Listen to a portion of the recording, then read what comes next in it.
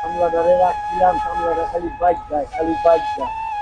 কামলা টামলা দিয়ে আর হইব না, বুঝে পাই না সময় রাজনীতি যত্ন মত্ন করণ লাগে, কি অবস্থা হয়ে গেছে।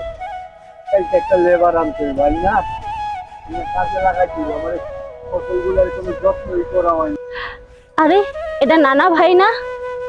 দন্দুল গাছ হয়েছে মনে হচ্ছে, দন্দুল হয়েছে। যাই নানা ভাইয়ের থেকে দন্দুল চেয়ে নিয়ে আসি।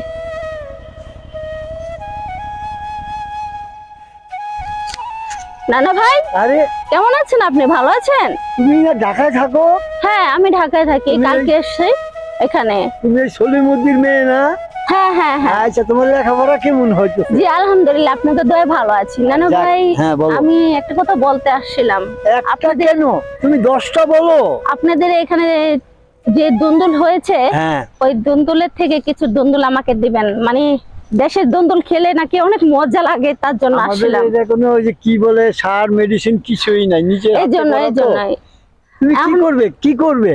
আমি রান্না করে খাবো। ভাজি করে খাবে? হ্যাঁ। এটা কোনো মাছ দিয়েও খাওয়া যায়। আচ্ছা ঠিক আছে, তাহলে আমাকে কটা ছিঁড়ে দেন, আমি নিতে তুমি চাই।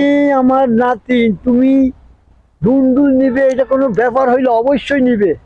ওই সামনের দিকে বড় বড়, এদিকে ছোট ছোট না, ওই হ্যাঁ। সামনের দিকে বড় বড় আছে। এক কাজ করো, তুমি একটা ছুরি নিয়ে একটা বটি নিয়ে আসো, তারপর তোমার হাতে কাইটা 10টা 15টা যা লাগে তাই তুমি নিও। আচ্ছা নানা ভাই, থ্যাংক ইউ, অনেক যাও, অনেক ঠিক আছে, ধন্যবাদ। আমি ঠিক নিয়ে আছে। আসতেছি। হ্যাঁ, হ্যাঁ, আচ্ছা, যাও। আল্লাহ হাফেজ। আল্লাহ হাফেজ। এটা দুন্দুল নিবে আবার বলে নানু ভাই আমাকে